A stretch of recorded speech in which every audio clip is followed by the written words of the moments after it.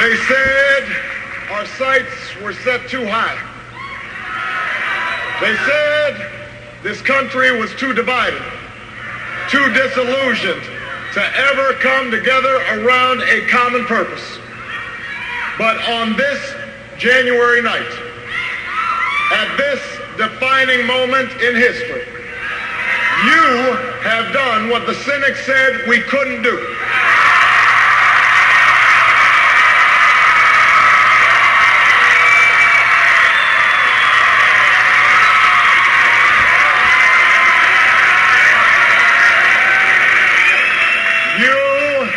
Have done what the state of New Hampshire can do in 5 days.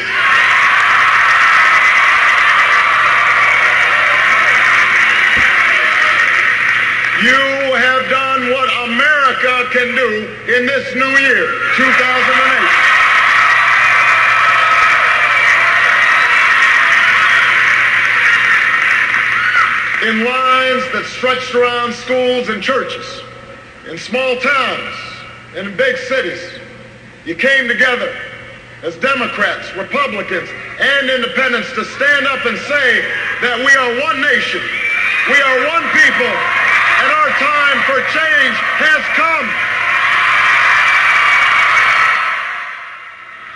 You said the time has come to move beyond the bitterness and pettiness and anger that's consumed Washington, to end the political strategy that's been all about division and instead make it about addition, to build a coalition for change that stretches through red states and blue states.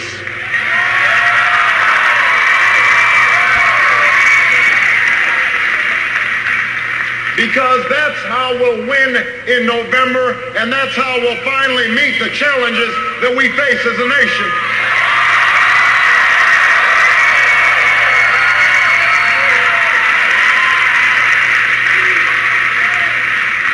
We are choosing hope over fear. We're choosing unity over division and sending a powerful message that change is coming to America.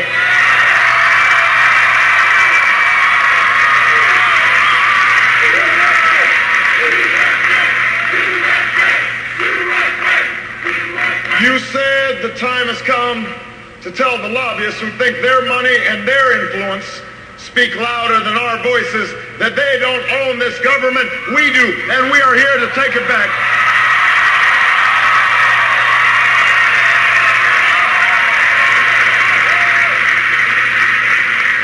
The time has come for a president who will be honest about the choices and the challenges we face, who will listen to you and learn from you even when we disagree, who won't just tell you what you want to hear, but what you need to know.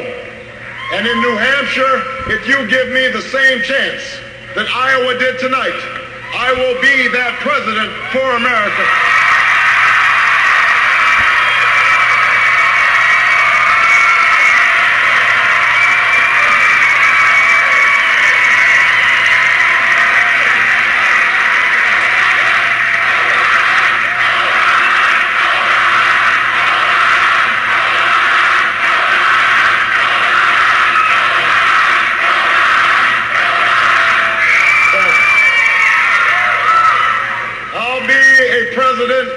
Who finally makes health care affordable and available to every single American the same way I expanded health care in Illinois,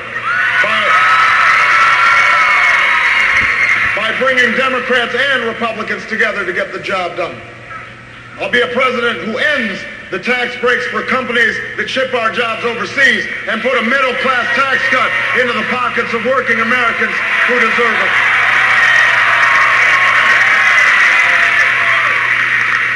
I'll be a president who harnesses the ingenuity of farmers and scientists and entrepreneurs to free this nation from the tyranny of oil once and for all.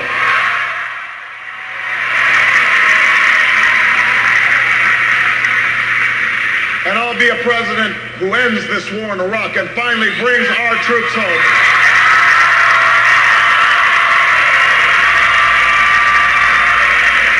To restore restores our moral standing, who understands that 9/11 is not a way to scare up votes, but a challenge that should unite America and the world against the common threats of the 21st century.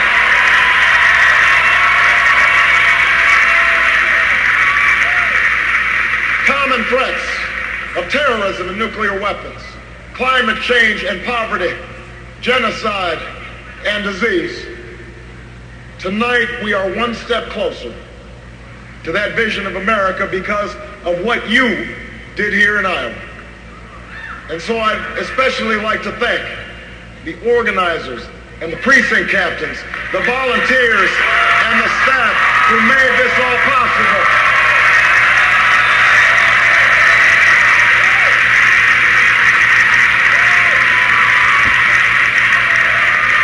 And while I'm at it, on thank yous, I think it makes sense for me to thank the love of my life, the rock of the Obama family, the closer on the campaign trail. Give it up for Michelle Obama.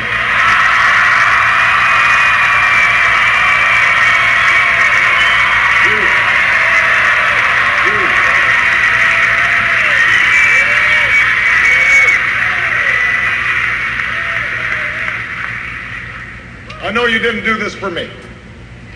You did this because you believed so deeply in the most American of ideas, that in the face of impossible odds, people who love this country can change it.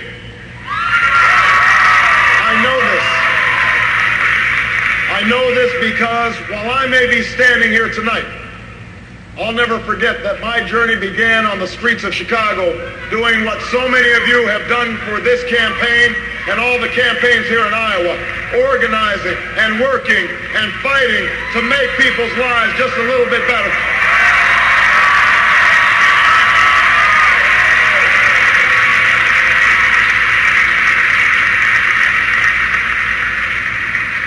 I know how hard it is. It comes with little sleep, little pay, and a lot of sacrifice.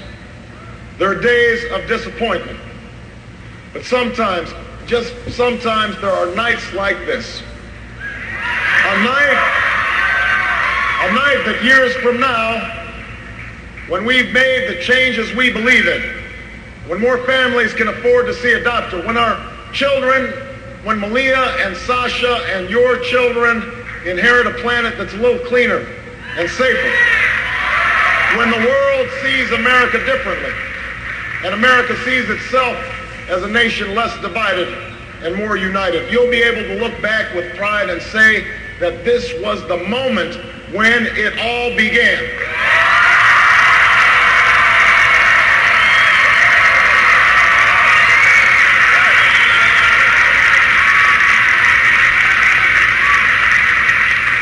This was the moment when the improbable beat what Washington always said was inevitable. This was the moment when we tore down barriers that have divided us for too long. When we rallied people of all parties and ages to a common cause. When we finally gave Americans who'd never participated in politics a reason to stand up and to do so. It was the moment when we finally beat back the politics of fear and doubt and cynicism, the politics where we tear each other down instead of lifting this country up. This was the moment.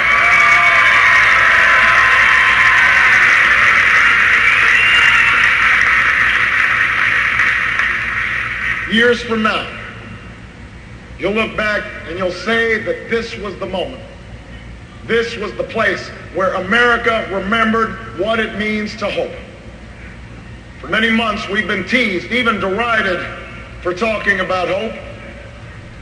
We always knew that hope is not blind optimism. It's not ignoring the enormity of the task ahead or the roadblocks that stand in our path. It's not sitting on the sidelines or shirking from a fight.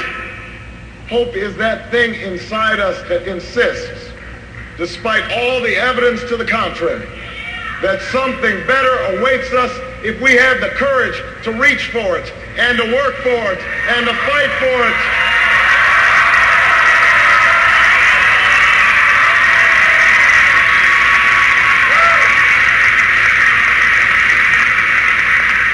is what I saw in the eyes of the young woman in Cedar Rapids who works the night shift after a full day of college and still can't afford health care for a sister who's ill.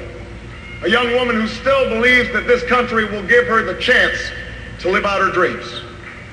Hope is what I heard in the voice of the New Hampshire woman who told me that she hasn't been able to breathe since her nephew left for Iraq, who still goes to bed each night praying for a safe return. Hope is what led a band of colonists to rise up against an empire, what led the greatest of generations to free a continent and heal a nation, what led young women and young men to sit at lunch counters and brave fire hoses and march through Selma and Montgomery for freedom's cause.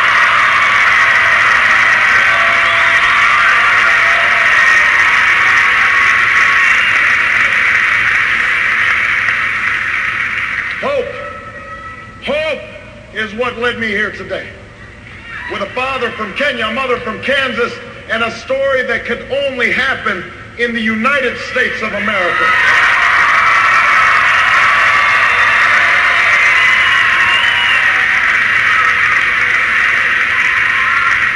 Hope is the bedrock of this nation. The belief that our destiny will not be written for us, but by us, by all those men and women who are not content to settle for the world as it is, who have the courage to remake the world as it should be. That is what we started here in Iowa, and that is the message we can now carry to New Hampshire and beyond. The same message we had when we were up and when we were down. The one that can change this country brick by brick, block by block, careless hand by careless hand. That together, ordinary people can do extraordinary things, because we are not a collection of red states and blue states. We are the United States of America. And in this moment, in this election, we are ready to believe again. Thank you, Iowa.